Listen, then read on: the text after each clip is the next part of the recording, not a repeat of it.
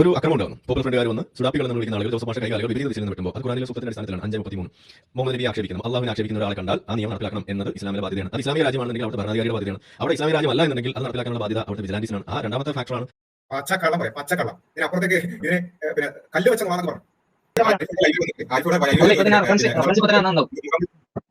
മുഖം ബ്ലറിയാക്കുന്ന ചോദിക്കട്ടെ, ബ്ലറി അളിഞ്ഞ മുഖം കാണാൻ